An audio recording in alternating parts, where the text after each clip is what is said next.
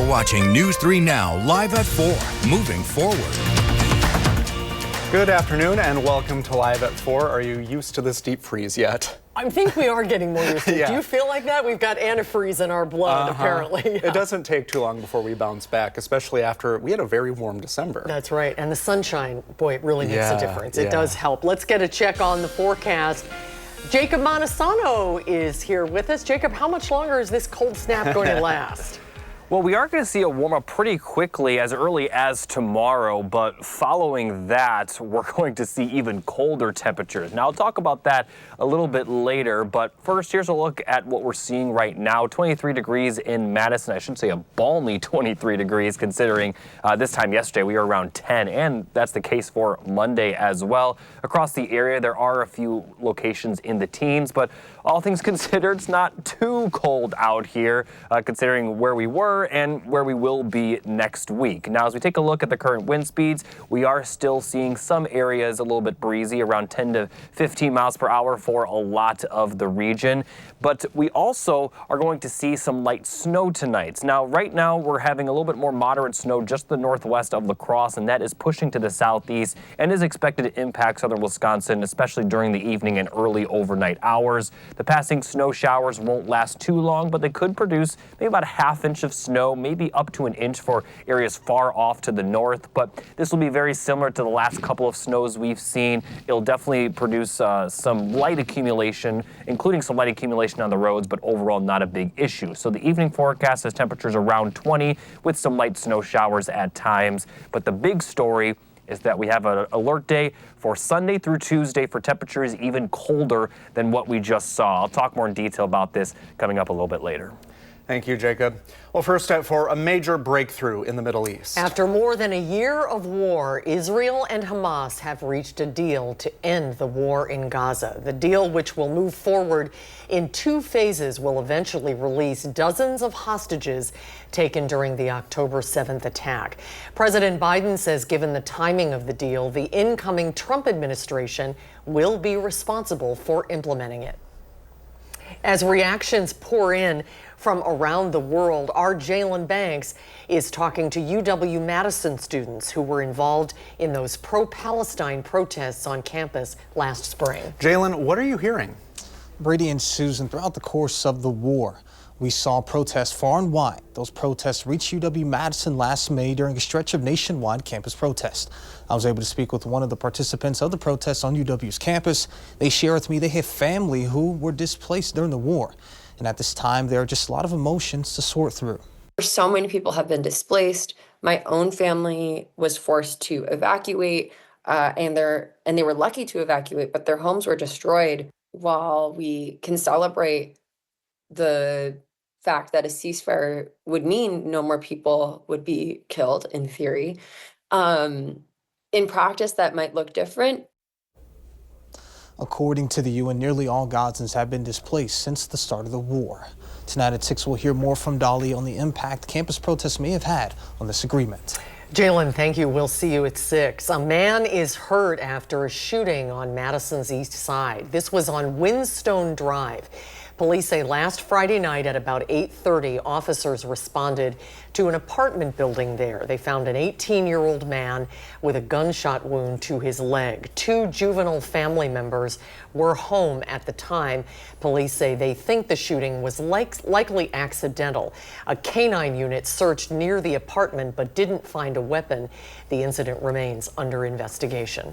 President-elect Donald Trump is promising to enact more than 100 executive orders on day 1 of his presidency. And with day 1 now less than a week away, local leaders are addressing the changes that we could see here at home. Our Maddie Heimsch joins us now to tell us why Dane County leaders are instead pledging that nothing will change. Maddie? Susan and Brady, that nothing will change mentality was really the center of a press conference held today by Dane County Executive Melissa Agard and the district attorney.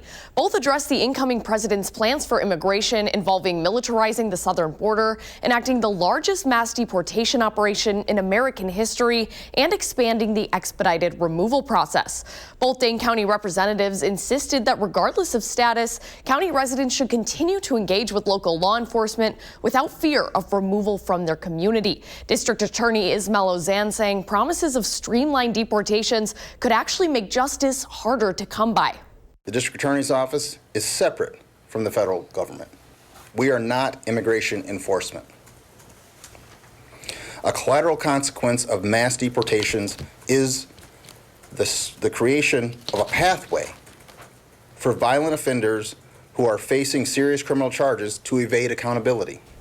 Ozan says a lack of status should not equate to a lack of justice. He says removing undocumented offenders from Dane County instead of sending them to trial places the community at greater risk of future crimes.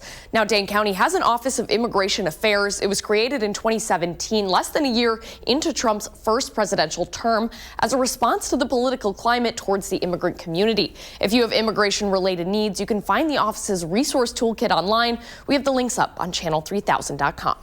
Maddie, thank you. Well, still ahead on Live at 4, new video shows the damage from the Eaton fire in Los Angeles County. Plus, what President-elect Trump's pick to lead the Department of Justice had to say about potentially prosecuting the president-elect's political enemies.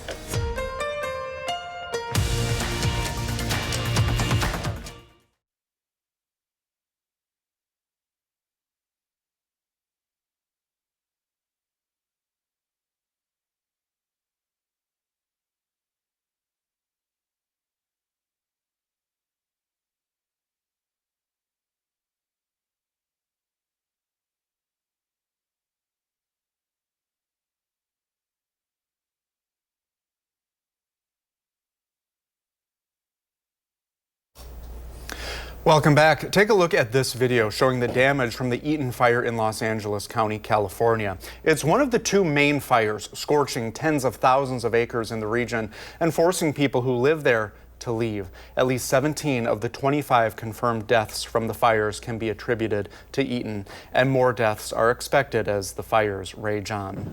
The next few hours in Los Angeles County are critical for crews battling the wildfires. Dangerous winds are fueling an extreme fire threat. They're expected to ease later tonight. UCLA analysis suggests the fires are larger and hotter than they would have been without planet-warming fossil fuel pollution. If you're looking to support victims of the fire, you can donate to the American Red Cross's relief efforts right now on our website. Just go to channel3000.com and click the banner that reads Support California Wildfire Victims. It's right at the top of our homepage. Tomorrow, Senate confirmation hearings for President-elect Trump's cabinet picks continue on Capitol Hill. Earlier today, senators questioned several of Trump's nominees, including his pick for Secretary of State, Florida Senator Marco Rubio, his pick for Secretary of the Energy Department, fossil fuel executive Chris Wright, and perhaps most controversially, his choice to lead the Department of Justice, former Florida Attorney General Pam Bondi. Throughout his campaign, Trump said he would seek retribution against his political opponents, including those who investigated his role in the January 6th insurrection. Ms. Bondi, is Jack Smith one of those bad prosecutors that you will prosecute as AG? Senator, you hesitated a bit when I said the bad ones.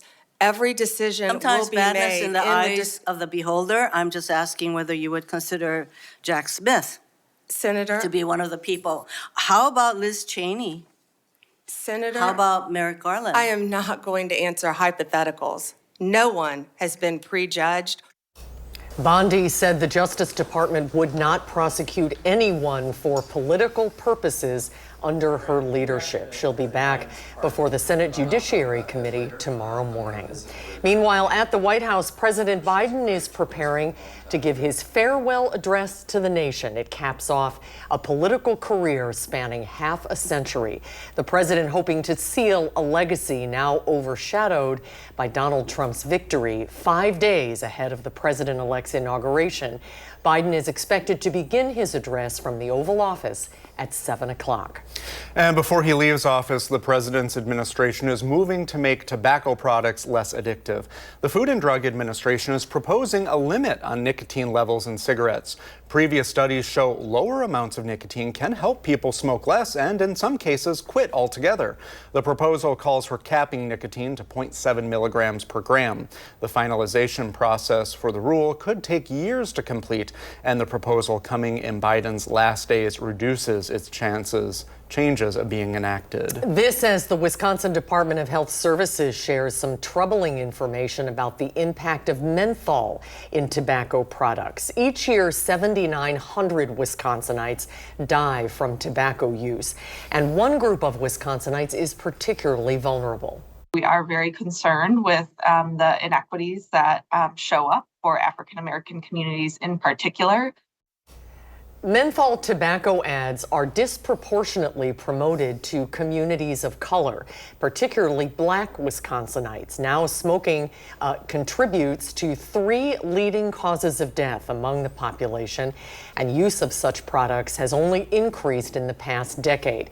But the DHS says research shows if we banned menthol cigarettes in our state, more than 17,000 adults would quit smoking.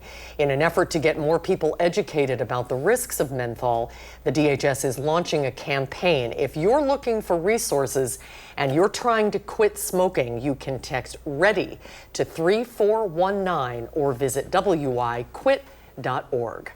The Food and Drug Administration announced today it has banned red dye number 3 in food and beverages. The decision comes 30 years after scientists discovered the food coloring dye has been linked to cancer in animals. Red dye number 3 is a synthetic food dye that gives foods, drinks, and some ingested drugs a bright red cherry color.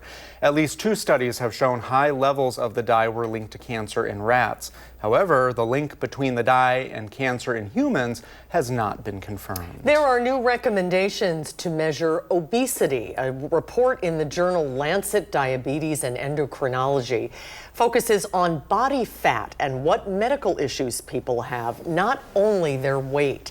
Instead of using the BMI or body mass index as a way to diagnose obesity, the authors want BMI to be a first step to determine who should be tested for excess body fat. If the guidelines are widely adopted, it's expected that some doctors may treat fewer people for obesity. Consumers continue to feel a pinch at the grocery store and the gas station. Consumer prices increased 2.9% in December from a year earlier, up 4.4% from the previous month. Energy costs fueled much of the increase, with gas prices up 4.4% from November.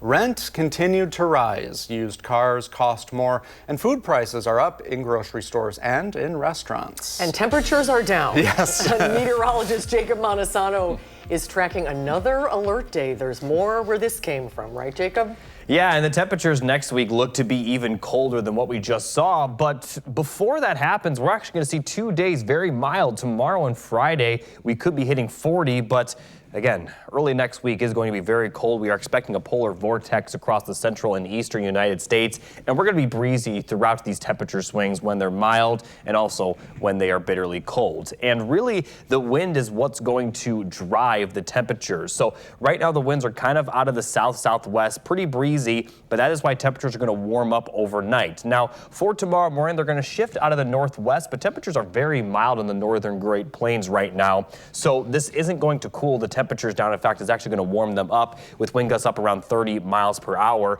We'll be calm for Thursday night, but Friday, the winds are going to pick back up again. Once again, wind gusts up to 30 miles per hour, this time almost due south, bringing in some of that warmer temperatures. But Friday night into Saturday, the winds are going to shift back out of the northwest, and this time it's really going to bring in those cold temperatures. So as we look at the temperature forecast, right now we're in the teens, but we're actually going to rise into the middle and upper 20s for the overnight hours, and then we're going to be in the 30s as we head into the afternoon Thursday, with possibly 40-degree temperatures for Friday. But again, Friday night when those winds shift back out of the northwest, that's when the temperatures are going to fall. And Saturday, it will be a lot colder, and it's going to continue to drop for Sunday. So we have an alert day in the forecast Sunday through Tuesday. This is including the afternoon hours. Wind chills will be near -30 at times, and even during the afternoon hours, they're going to be in the negative teens. So there's not going to be a lot of breaks from the cold for that time frame. So here's a look at the upper air pattern. You can see that cold air starting to make its way down into the northern portion of the United States late Friday, and it's going to plunge really far south. Places as far as Atlanta could see bitterly cold temperatures. Here in Wisconsin and the Great Lakes region, we're going to see very, very cold temperatures. As you can see, Monday will be kind of the peak of that cold air, and it's going to continue for Tuesday as well. So here's a look at the wind chill forecast. Once we get to Saturday morning, that's when the wind chills will start to be below zero. But Sunday's when the alert day begins. Wind chills will be near -20 during the morning. Not really any relief for the afternoon. And then for Monday morning, they could be near -30. And then take a look at the wind chills for Monday afternoon. This is supposed to be the warmest time of the day. Wind chills are going to stay in the -20s. At least that's what it looks like. And Tuesday will also be bitterly cold. So it is very important that if you have or you have to be outside at all, to bundle up. Now, this is a look at the wind chills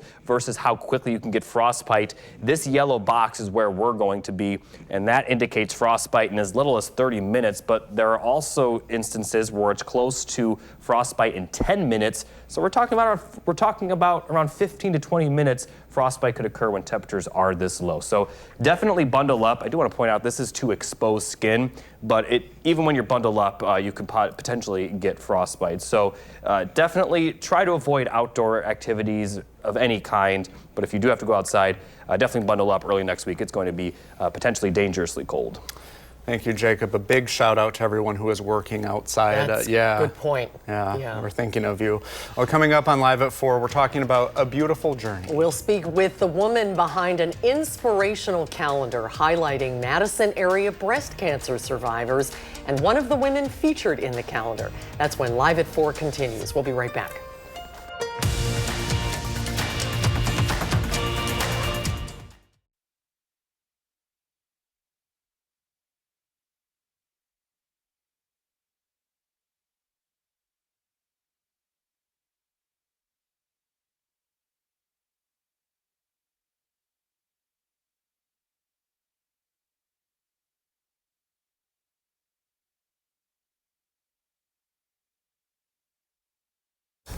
Welcome back. A Wanakee photographer turned her breast cancer diagnosis into a mission to help others. While undergoing chemotherapy at UW Health, Kimberly Arneson came up with an idea to use her photography skills to help and inspire other women. So she created a calendar. The 2025 Beautiful Journey calendar shares the pictures and stories of 12 women in all stages of their breast cancer journeys. So Kim is here along with Miss November, Mary Beth Arnold. Hello. Hello. Hi, ladies. Good to see you. Thanks for inviting us. You know, this title, A Beautiful Journey, why did you title it this, and what is the inspiration? Well, I wanted to capture 12 models, 12 patients of UW Health in a not so beautiful journey, but capture one photo where they felt beautiful. Yeah. And while you go through a cancer diagnosis experience, meals that are dropped off or a community of support system, people praying for you, those beautiful things you wouldn't see if you didn't go through a cancer diagnosis. The calendar is so beautiful. I'm calling you up here, Mary Beth. The stories are incredible and the pictures are incredible. This is Mary Beth's photo as Miss November. This was my favorite one because thank you. This is so you. It is just fierce. Tell me about why you decided to take the picture like this and what it represents about your journey. Well, it represents everything. Cancer is so limited. It cannot cripple our faith, our hope, our love. It can't suppress our memories, our friendship. And I think I can speak for everyone that by embracing our treatments and our recovery, it has brought a unique beauty to cancer. And Kim created it. So, can we have some pictures of the calendar that we can show you now here, featuring some of the other women and their stories? What was the inspiration behind this? What was your goal with this calendar? That the people who look at it, what do you want them to take away from it? Well, I want them to be inspired. What somebody said when I told them I was making a calendar with 12 cancer patients, 10 that were in treatment at the time when I photographed them. They were like, well, that's a sad calendar. And I'm like, no, no, no. This is an inspiring calendar. Yes, this is uplifting. This is to remind you to count your blessings.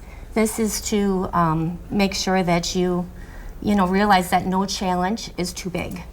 And to remember that you're not alone. Yeah. Exactly. That's a humongous gift to give someone. It is. Yeah.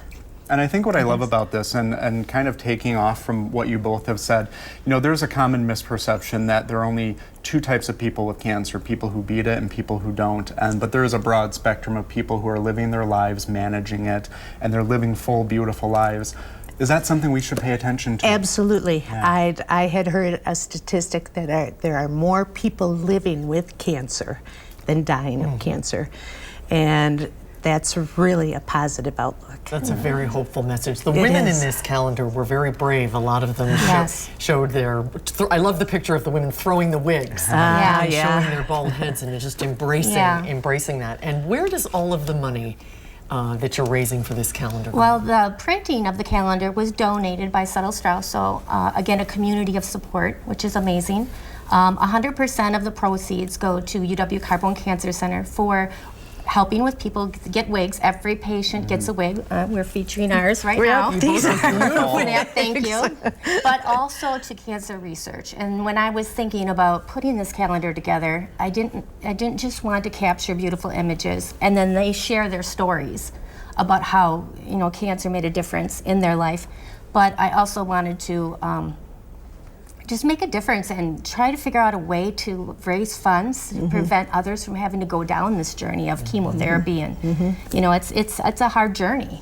Yeah. But the calendar itself helped me, because by helping others, I was distracted from my own pain, my own challenges, and by being able to help other people through doing something like this, it's just a gift that you give back to yourself. And what a gift. Thank you both for doing what you're doing. Thank you for asking us. Where are the calendars available? Yes. So UW gift shops. All of the gift shops have them. In Wanakee, you can get them at Simply Unique, Wanakee Chamber of Commerce, M&M's Cafe, Hello Gorgeous, MPA Studio. I know I'm forgetting one other. And then in McFarland, you can get them at the McFarland House Cafe or online at alleyshonkytonkhustle.com. And Kim has a business doing senior portraits for high school seniors. So if you're looking, that season is coming up. It is. I'm starting to fill my calendar for the summer, and I'm ready for it. All right. So if you're watching and you need that too, hopefully we'll drum up some business for you. Continued good health to both of you. Yeah, thank you. You're angels. Thank you. Thank you. Appreciate it. This is one of the most beautiful things I've ever seen, and I really appreciate you coming in and sharing it with us. Thank you. Appreciate it. All right. What's next? We'll be right back.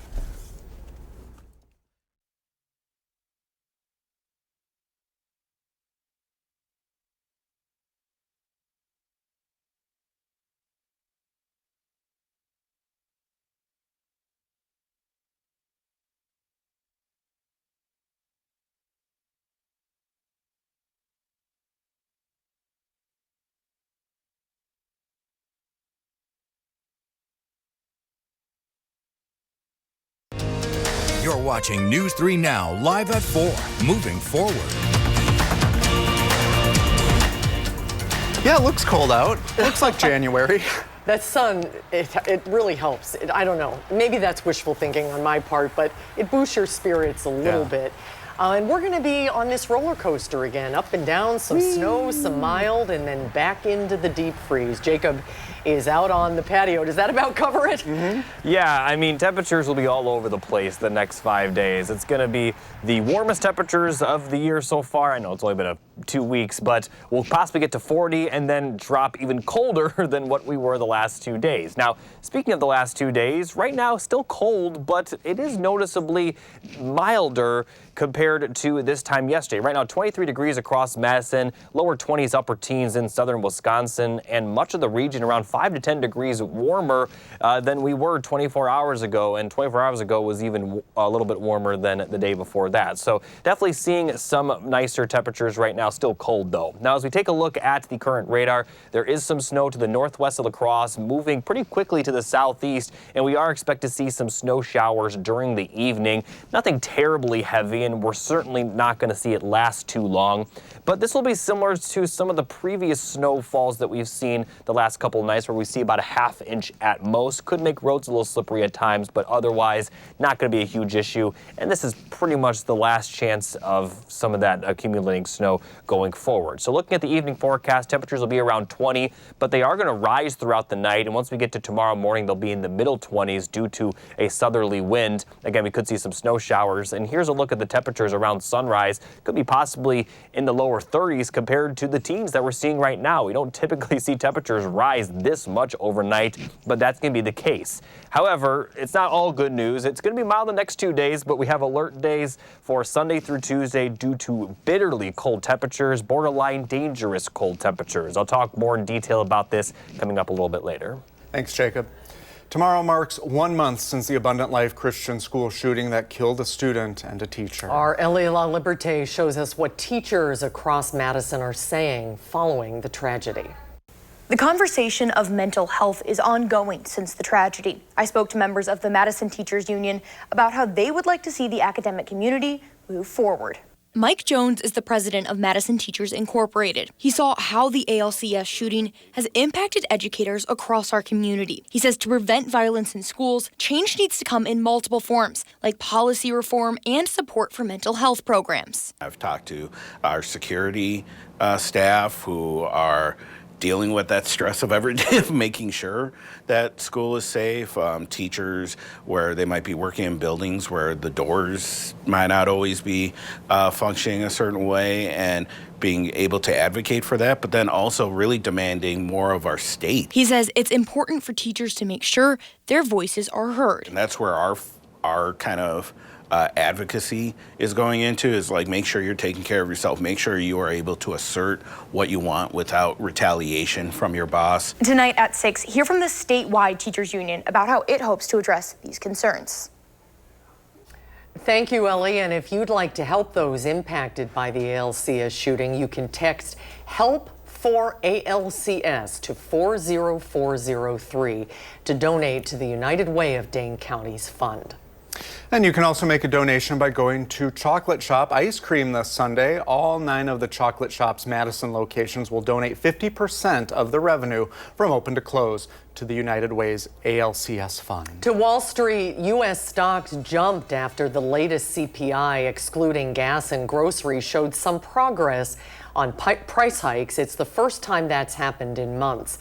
The Dow was up 703 points, its best day since the post-election rally on November 6th. The Nasdaq gained 467 at the close, and the S&P 500 closed at was up 107. UW-Madison researchers and students are celebrating the discovery of a brand new species of dinosaur in Wyoming. As the saying goes, life finds a way, and after 10 years of hard work, they determined their discovery was a lot more significant. Arman Rahman digs through what they found. When you were a kid, dinosaurs like the T-Rex were either super cool or probably gave you nightmares. But undergrad researchers at UW-Madison were able to find a completely new species of dinosaur in Wyoming. And the bones that helped them do it were the hip bone and the ankle. But the ones they found were actually not much bigger than our thumbs. That's the ankle bone. So the ankle is technically the dinosaur. An ankle and a femur. When Dave Lovelace and his team of 14 undergrad and graduate students dug them out of the Poposia region of Wyoming, that's when they got excited. Because femurs shaped like this are distinctive of dinosaurs. For the next 10 years, they analyzed the rocks the bones were found in and compared them to similar fossils and determined the dinosaur was 230 million years old, the oldest dinosaur discovered in the Northern Hemisphere. It's almost disbelief, like, nah, it can't be as cool as we think it is. I mean, we think it's really cool. Let's see how this actually plays out as we do the science. And once we started piecing all that together, and we're like, oh no, this actually, it's pretty significant. And it really is honestly just now starting to seep in. Lovelace says the animal would have stood a little over a foot tall and 3 feet long from head to tail. Now, the 10 years of work it took them to classify the new dinosaur was just part of it. They also had to come up with a name. I'll have more on how they did that tonight at 5. For now, reporting in UW-Madison's Geology Museum, Arman Rahman, News 3 Now. Turn around. It's right behind you. Coming up on Live at 4, the new scam that a lot of Wisconsinites are falling for. Michelle Renee Quinn shows us what it looks like and how to avoid it when we come back.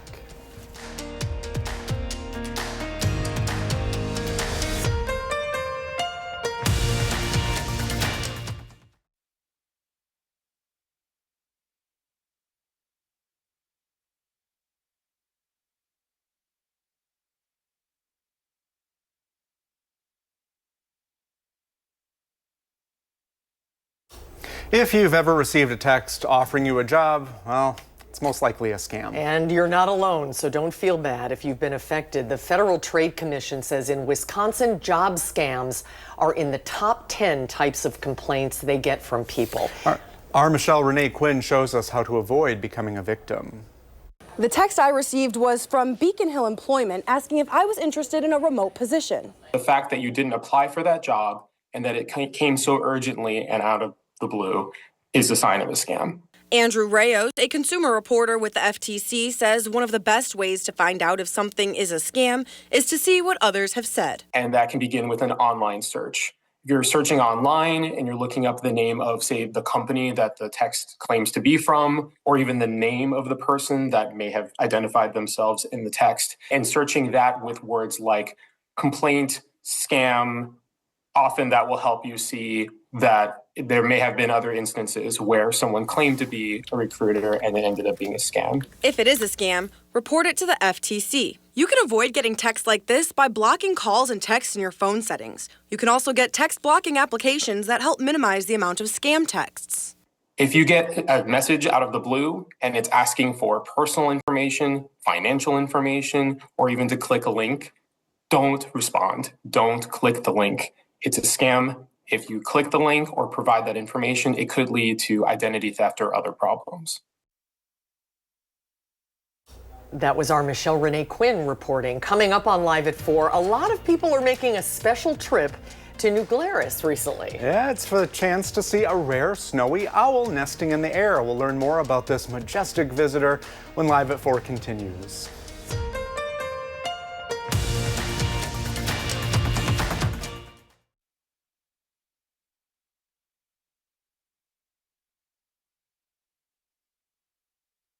On the next Live at 4, weather travel prices are expected to keep growing this year. Wendy Gillette brings us the latest from Los Cabos, Mexico.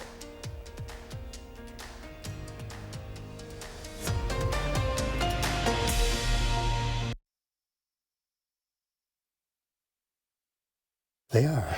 Well, a majestic traveler from the Arctic is visiting the Madison area and generating quite a buzz on social media. You've probably seen pictures of this. It's been all over the place. A female snowy owl has been camping out by the SSM Health Clinic and the high school in New Glarus. Stan Temple is a UW-Madison professor emeritus in conservation. He is our resident bird expert. So we had to call Stan and ask him to come in to talk about this. Hi, nice to see you. Good to Belated Happy New Year. Yes, thank you. So what's causing all of this excitement? Is this a rare visit from a snowy owl? Well, snowy owls are wanderers. They wander around the high Arctic and the far, far north above tree line. And sometimes during the winter, some of the birds wander south. And we've got one of those wanderers holed up in New Glarus for a while. Yeah, she's going back and forth between the SSM Health Clinic and the high school. If you want to drive right along Highway 69 there, if you want to drive out and see her. How do we know it's a female? Females are darker. The males are almost pure white and they're much smaller. Oh, interesting. The female's almost twice the size of a male. What are some other key differences? You know, we kind of think of owls being, oh, there she is, just perched, having a nice day. We kind of think of owls as always being nocturnal, but these are a little different. Well, you have to imagine they live in the high Arctic where for 6 months of the year, they've got 24 hours of light. Yeah. The other 6 months of the year, they've got 24 hours of darkness. So they have to be adaptable to be able to hunt during the day and at night. Is that called diurnal? Well, the diurnal means during the daytime, nocturnal meaning at night. There we go. Yeah. Word of the day. Yeah, that is your word of the day. They're so beautiful. I mean, I can see why it's causing so much excitement when you get an opportunity to see her. How long do you think we'll have an opportunity to do that? Is she on her way somewhere, or will she stay for a while? Well, given that we're in the middle of winter, she's probably going to stay for a while. She's obviously found a place where there are lots of mice to feed on, so no reason to wander any further. She's visiting Wisconsin, has a buffet. Buffet of mice, yeah. But yeah, in the Arctic, they feed on lemmings, small rodent. And those lemmings, local populations of lemmings, cycle up and down every 4 years. So if you're a snowy owl in a lemming high year, you can pump out lots of baby owls. Yeah. And sure as heck, you know, the lemmings are going to crash. Oh, yeah. And the food goes away. And mom and dad have to move out somewhere in the Arctic to find a new place to live.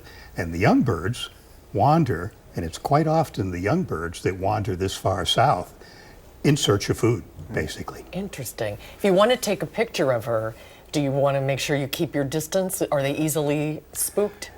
It's tempting to get close because they are so tame. They're not used to seeing people, obviously, from the high Arctic. But yeah, it would probably be best to keep your distance.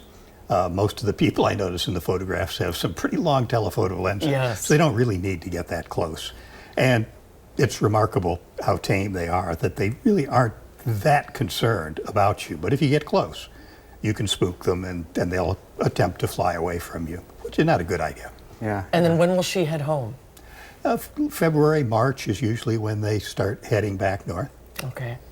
Boy, the migration isn't it fascinating? It's so fascinating. We could talk about it all day long. Have you had a chance to see her? I haven't gone to see this bird, but I've seen plenty of them. I did a lot of research in the Arctic and actually did some studies of snowy owls that's up amazing. in the Arctic of Alaska. But they're magnificent birds, and obviously seeing them in New Glarus is not quite the same as seeing them on the pristine Arctic tundra. Well, we which feel is like home we're to in the them, Arctic. But, the New Glarus, you know, lawns are not exactly Arctic tundra, but they provide a food supply, so she's happy. Well, thank you for being on with us. That made us happy to visit with you. I'm glad. Good to see you, Stan. All right, Thank you so much. Well, perfect weather for a snowy owl to come visit, Jacob. It feels like the Arctic today. Yeah, next week it's going to feel like it even more. But before that, we are going to be seeing some mild temperatures tomorrow and Friday. Highs will be in the 30s, maybe even lower 40s. And even when temperatures are mild compared to when they're cold, we're going to continue to see breezy conditions, and that's going to kind of fuel the temperatures. They'll be out of the south tomorrow and Friday, and then out of the northwest for early next week. So here's a look at the alert day information. Sunday through Tuesday, and yes, this includes the afternoon hours, wind chills will be near negative 30 degrees at times, and even in the afternoon hours, we're going to continue to see wind chills well below zero. So here's a look at that polar vortex on a wider scale. This is expected to impact pretty much everyone, at least in the central and eastern United States. So starting Friday evening, that cold air will continue to push south, and it's going to push really far south, all the way down south to northern Florida. Could see temperatures below freezing, but here in the Great Lakes region, it is going to be bitterly cold, and really all across the northern Great Plains and the Northeast, temperatures are going to be brutal, and this is going to continue for Tuesday morning, getting a little bit better by the time we get to Wednesday of next week. But let's take a look at those wind chills before we see those conditions get better. Obviously, I'd said they're going to get better tomorrow and Friday, but once they drop over the weekend, we're going to see a few days of bitterly cold temperatures. Below zero starting Saturday morning. Sunday morning, they're going to be in the negative 20s, and then they could be near negative 30 for Monday morning. So Monday does look to be the coldest day. And taking a look at the afternoon hours, this is when it's supposed to be the warmest during the day, and we're still going to see wind chills near negative 20 to 25. And Tuesday morning, it's going to be pretty much the same, but we are going to see some improvements for Wednesday morning. Still going to have wind chills below zero. However, it's not going to be nearly as bad. So we could be seeing frostbite in as little as 30 minutes when wind chills get this cold. So if you have anywhere to be, especially Monday morning, but Sunday and Tuesday as well, definitely bundle up because this cold could be potentially dangerous. Meanwhile, we're going to continue to be pretty dry, just a few small chances of snowfall. We could see some of that light snow tonight, producing about a ½ inch, but next week, not expecting much. And as I mentioned, it will get better starting on Wednesday.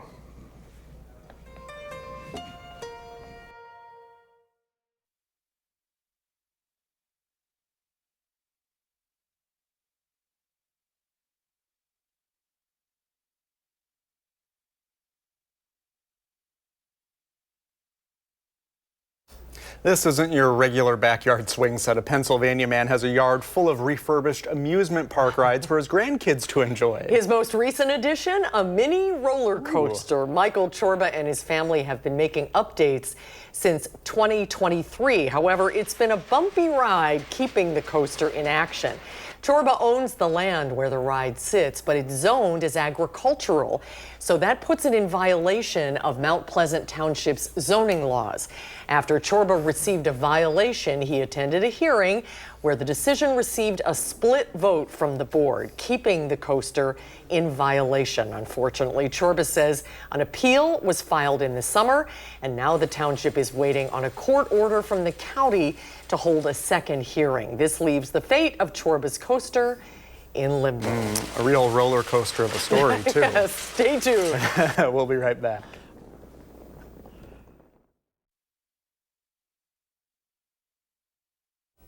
Tomorrow on Live at 4, we speak with a local expert about the potential ceasefire in Gaza. And later on News 3 Now at 6, a big change coming to your airport experience, what you need to have before May 7th. Thanks for watching Live at 4 today. We'll see you back here tomorrow. News 3 Now at 5 starts right now.